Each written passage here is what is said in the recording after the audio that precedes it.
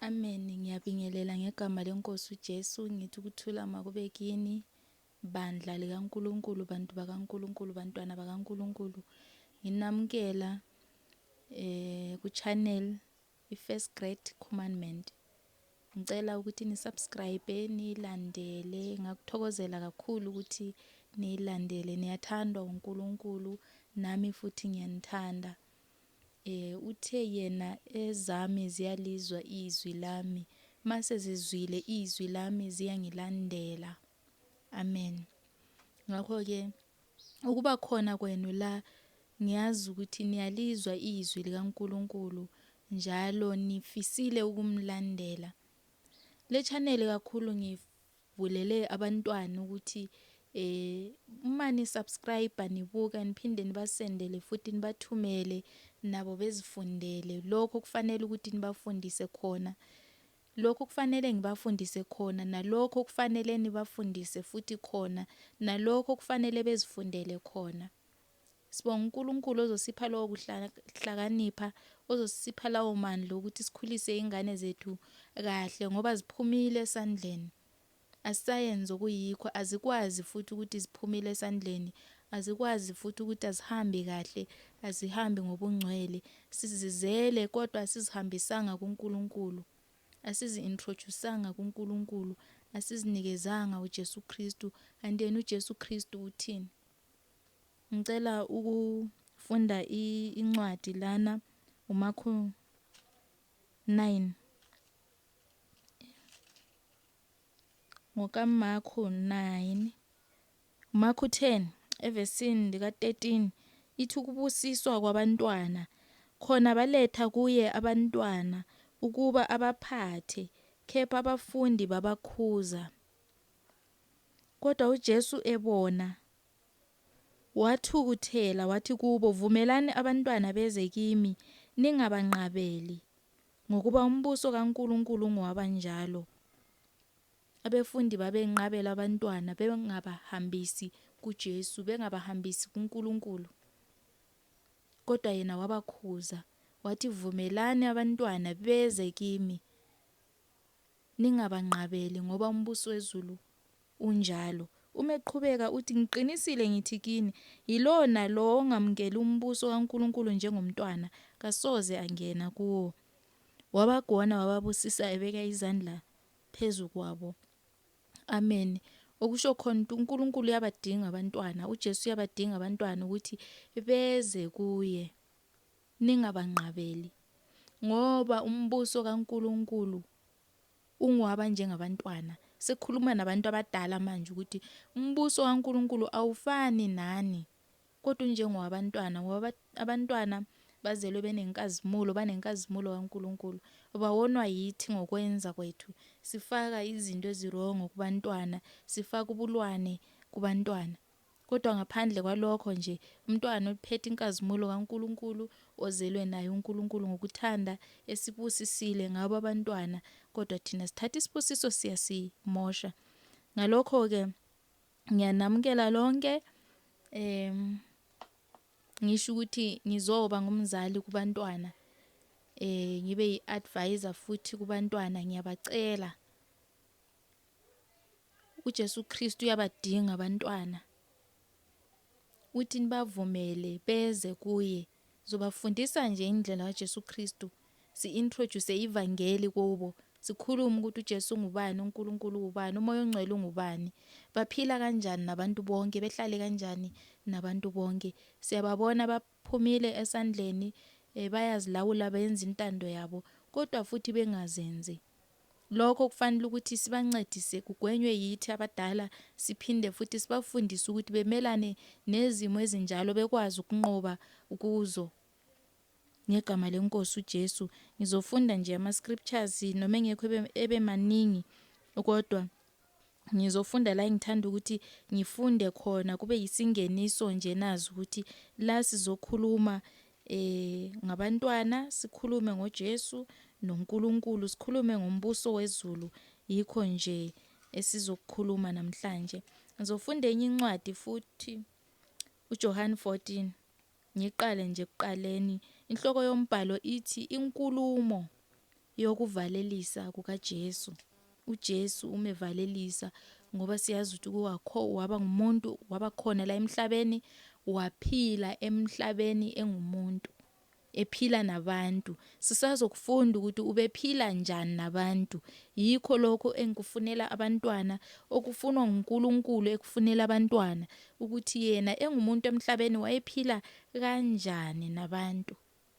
Kufanele abantu bephile njani, bawugcina kanjani umyalo kaJesu, umyalo kaNkulunkulu, baphila kanjani. Ngoba kukhulunywa ngoJesu nje kuyiwaphi, kwenzakalani. Ngicela singene embhalweni.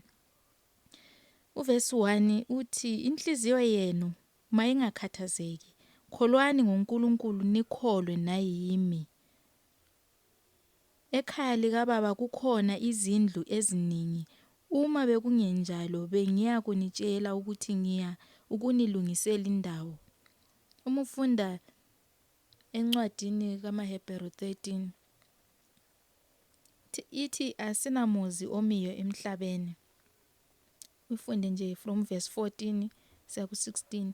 Kodwa siwilindele lo ozayo, umuzi onenkazimulo, oyiNew Jerusalem. Lana ukuze ubonakala ukuthi uPawulu bekhuluma ngomuzi, ngoba ethi asinamuzi emile emhlabeni, kodwa siyawufuna lo ozayo ukuthi siyehlala khona, kube yikhaya lethu iNew Jerusalem. uJesu uyakhuluma ngayo la kuJohn 14 umevalelisa. Uthi ekhaya likaBaba kukhona izindlu eziningi. Kukhulunywa ngekhaya ngoba ekhaya uba nendlu, awubi nomuzi, uba nendlu. Kukhona izindlu eziningi. Ukuthi wena ube nendlu ebhekane nawe, eqondane nawe, efanele wena, wenzeni? Yikho lokho kufanele sikufunde, sizokufunda kule channel. Kufanele uhambe njani ukuthi ube naleyo ndlu. Kodwa manje sifunda lokhu esikutshelwa uJesu mayevalelisa. Esehamba sebona ukufa kuseduze, usezokhashelwa. Akasenasikhathi, uyasivalelisa, uyasitshela ukuthi la ufuna sibe khona yena kunjani. Uthi ekhaya likaBaba kukhona izindlu eziningi. Uma bekungenjalo bengiya kunitshela ukuthi ngiya kunilungisela indawo. Izindlu zikhona already. Kube bekungenjalo bengeke ethi zikhona. Ubezositshela ukuthi usayozilungisa, kepha zikhona.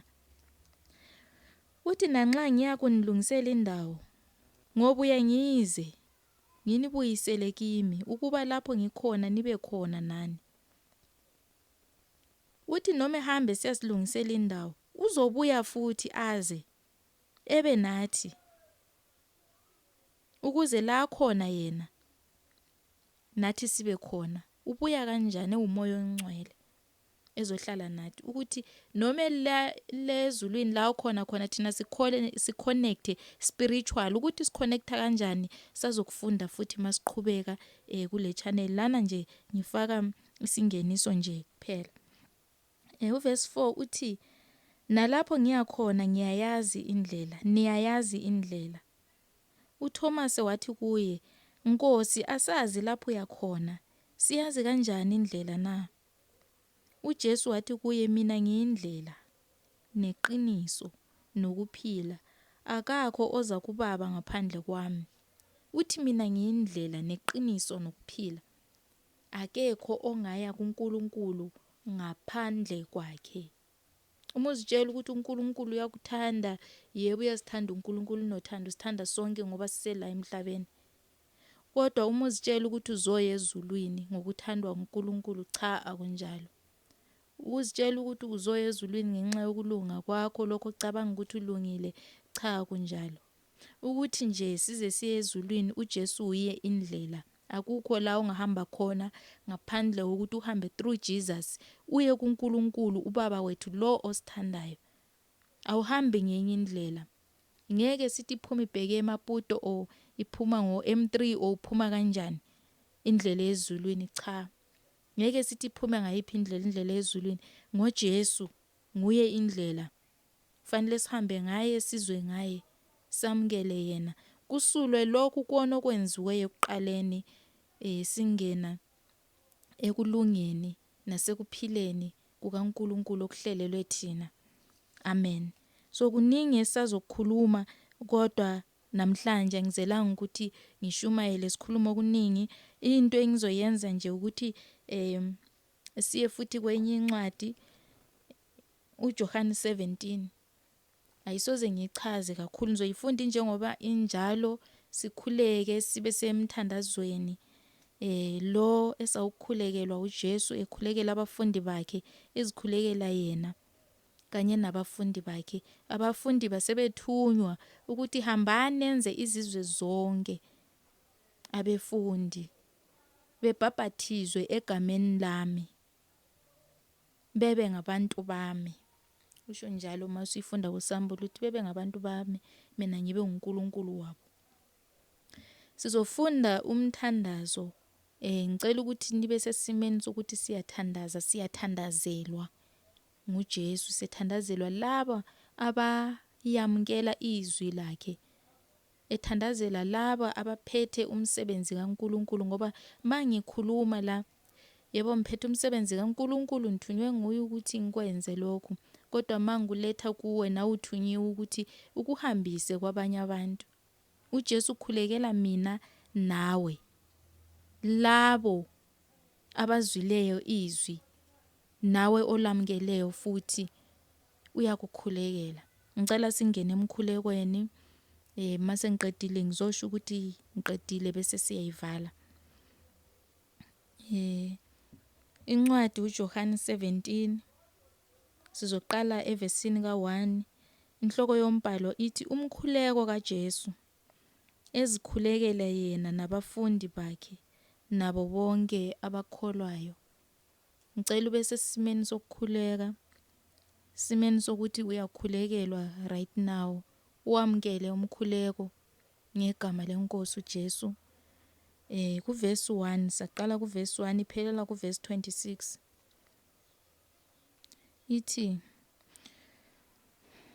uJesu wakhuluma lokho, wayesephakamisela amehlo abo ezulwini. Wasephakamisela amehlo akhe ezulwini wathi, Baba, isikhathi sifikile.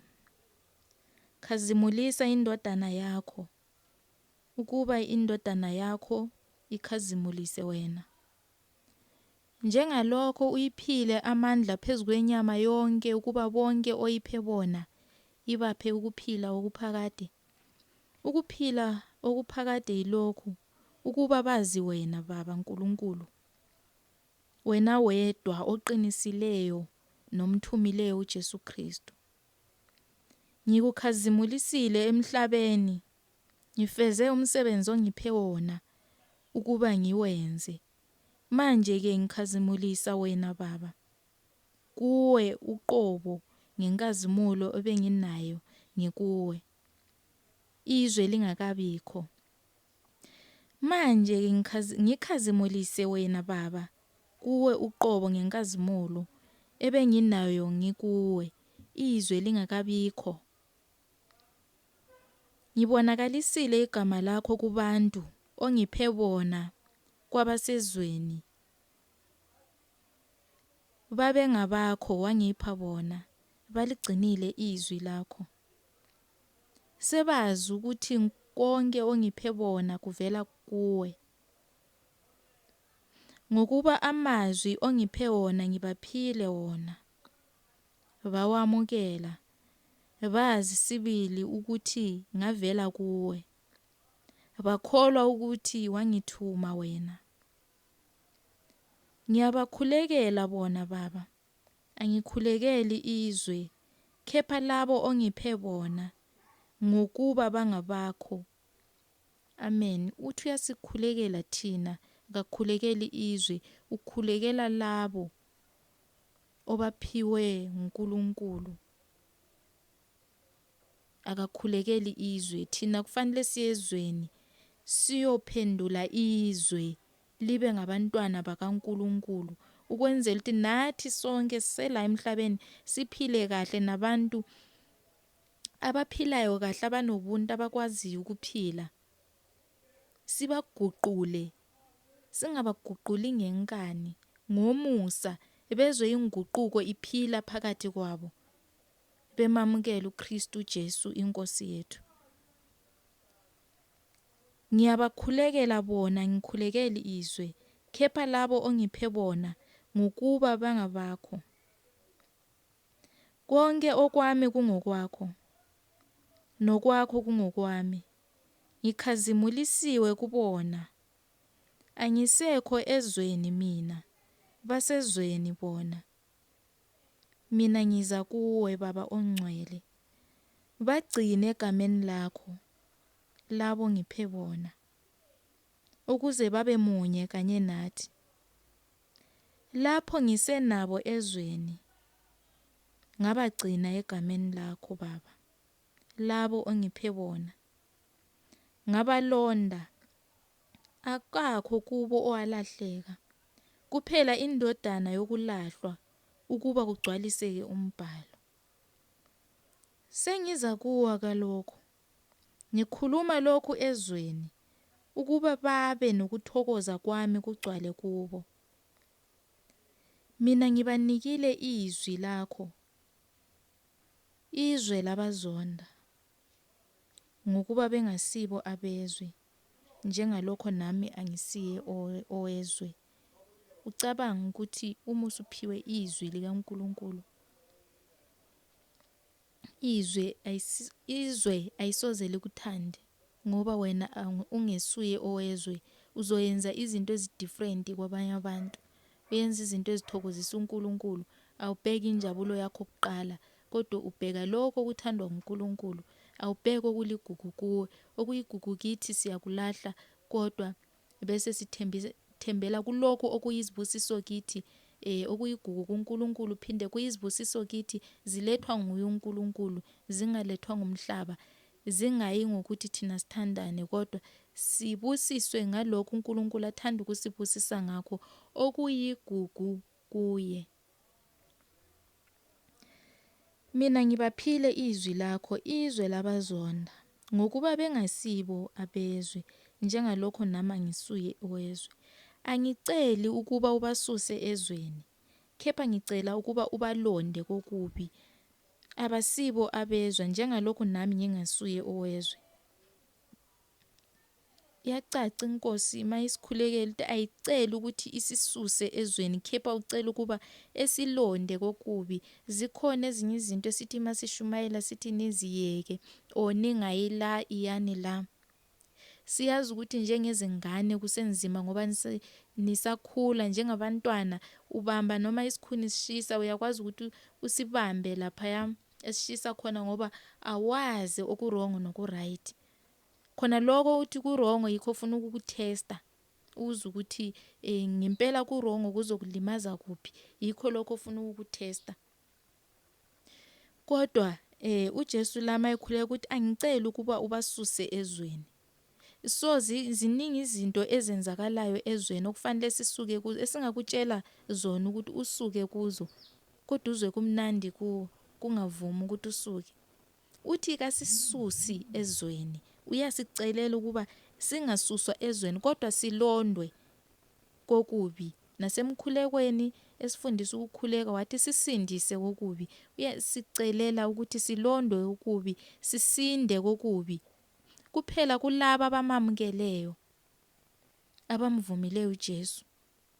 uJesu sebakhulekela, uyabacela ukuthi belondeke kokubi, bengayenzi njengokwabezwe. Noma bengafika isikhathi behlanganyele nalawo kunabantu bezwe abamhlubukileyo uNkulunkulu, bekwazi ukubona nokuhlolisisa ukuthi basusiwe kulokho okwezwe, bezwe ifeeling ikutshele ngaphakathi ukuthi lokho akusikho kaBaba, angifanelanga la. Belondwe kokwezwe, anisuswa kuwo. But ezinye izinto akusizo zonke izinto esizozigwema or esizozixwaya ukungangeni kuzo, kodwa sicela uNkulunkulu ukuthi asilonde.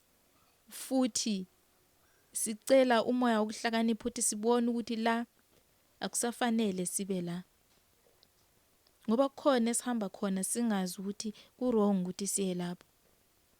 Kodwa uJesu sesikhulekele kanje, siyethemba ukuthi ayisoze sibe ngabezwe, sizophila impilo enenkazimulo, noma ngabe kuthiwa usebunyameni, usendaweni enobumnyama, but inkazimulo izobonakala kuwe ngoba sesikhulekele uBaba. Bangcwelise ngeqiniso. Izwi lakho liyiqiniso. Lingcwelisiwe lina. uJesu sesikhulekele, thina siyakholwa kuphela ngeqiniso ngoba izwi lakhe liyiqiniso. Njengalokho wangithumela ezweni, nami ngibathumela ezweni. Nanku umsebenzi. Masuzwile na usuthunyiwe ezweni. Ngiyazingcwelisa ngenxa yabo ukuba bangcwelise nabo ngeqiniso. Angiceleli laba bodwa, kepha nalaba abakholwa yimi ngezwi labo. Uthi akaceleli abafundi bodwa, akaceleli thina sodwa, kodwa laba abakholwa nguJesu besizwa nikhuluma, uyabacelela nabo. Mawusuka la usuthunyiwe ngoba usuzwile ukuthi ukhulume ivangeli, ukhulume ngoJesu. Uma usuzwile uyakucelela uJesu ukuthi ucelela nalabo obashumayezayo ukuthi bengcweliswe ngenxa yabo, ukuba bonke babe munye, njengalokho wena Baba ukimi nami ngikuwe, ukuba nabo babe kithina, ukuze izwe likholwe ukuthi wena ungithumile Baba. Angiceleli labo bodwa, kepha nalaba abakholwa yimi ngezwi labo, ukuba bonke babe munye njengalokho wena Baba ukimi nami ngikuwe Baba, ukuba nabo bebe kithina, ukuze izwe likholwe ukuthi wena ungithumile. Nenkazimulo ongiphe yona ngiyiphile bona, ukuze babe munye njengalokhu thina simunye. Mina kubona nawe kimina, ukuba bapheleliswe ebunyeni, ukuze izwe lazi ukuba wena ungithumile, wabathanda njengalokhu ungithandile. Baba, ngithanda ukuba labo ongiphe bona nabo babe khona nami lapha ngikhona, ukuze babone inkazimulo yami ongiphe yona, ngokuba wangithanda kungakasekelwa izwe. Baba olungileyo, izwe kalikwazanga, kepha mina ngikwazile, nalaba bazile ukuthi wena ungithumile. Ngibazisile igama lakho, ngiza kubazisa lona, ukuba uthando ongithande ngalo lube kubo nami ngikubo. Amen. Usekhulumile inkosi uJesu, wasithandazela futhi enkwethembayo ukuthi konke kuzoqhubeka kahle kimi nakini nakubo bonke nje abantu abazwayo izwi lakhe. Ngoba uNkulunkulu emthandile uJesu wasithanda, nathi sakholwa ukuthi uthunyiwe, samvuma, samamukela, sithandiwe thina. Usesikhulekele sonke uJesu, uthe ngiyabakhulekela mina labo ongiphe bona. Senizuziwe lina ngegama lenkosi uJesu. Hambani yozuza abanye. Akusho mina kodwa kusho uJesu masevalelisa ethi hambani nenze izizwe zonke abefundi, mase bephendukile nibabhaphathize egameni likaYise nelendodana nelikaMoya oyingcwele. Amen. Ngiyabonga. Sizophinda futhi sihlangane ku-episode elandelayo esohlangana khona-ke sesikhuluma sifundisa. Amen. Ngiyacela ukuthi nisubscribe, nilike, nishare futhi. Inamba zami zocingo ngiyatholakala ku-WhatsApp 068 715 7223. Kuningi sazokhuluma, sishumayela, silungisa okunye ngoba kudinga ukuthi sihlale phansi kulungise. Konke kuzokwenzeka ngegama lenkosi uJesu, siholwa nguye futhi. Nibe nosuku oluhle. nempilo enhle namhla kuze kube sekupheleni. uJesu nguye namhla nayizolo benguye kuze kube phakade uzoba nguye. Amen.